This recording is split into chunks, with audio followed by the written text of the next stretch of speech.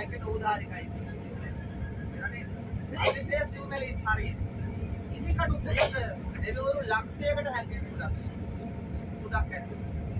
ඉදිකටු කුඩක් ඇතුලේ කුඩා ශරීර මවාගෙන ලක්ෂයකට හැංගෙන්න පුළුවන්. තේරුණාද? ඒ තරම් සෞඛ්‍ය ශරීරය. ඒ හින්දා දෙවිවරු කවදාවත් මිනිස්සු දිහා සාමාන්‍ය ළඟට ඇවිල්ලා බලන්නේ.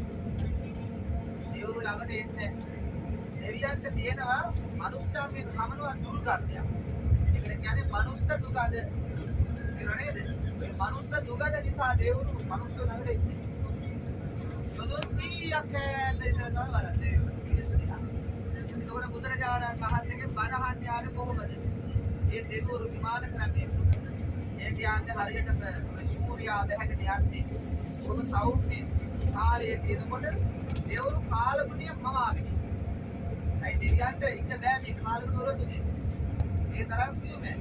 කාලගුණිය මවාගෙන ඉනෝ ඇවිල්ලා හිටගෙන වනාලේ. බුදුරජාණන් වහන්සේ ඉඳගන්න දැන් කවදා උදුරනේ ඉස්සරහා. ඉඳගන්නනේ කියලා අදිස්ථාන කරලා ඉඳගන්නකොට භාග්‍යවතුන් වහන්සේ වඩා සාල ඉන්නකට වඩා උත්සාහන මහත් දෙවියන්ගේ තේජස. මේ දෙක හොඳනේ ඉන්න බුද්ධ ගෞරවයෙන් ඉඳගෙන හරි. මේක කියලා පෙන්නන්නේ ඔෆ් කරන්න. මේක නේද? ඉරි දෙක ඔබ මේකද? දෙවියන්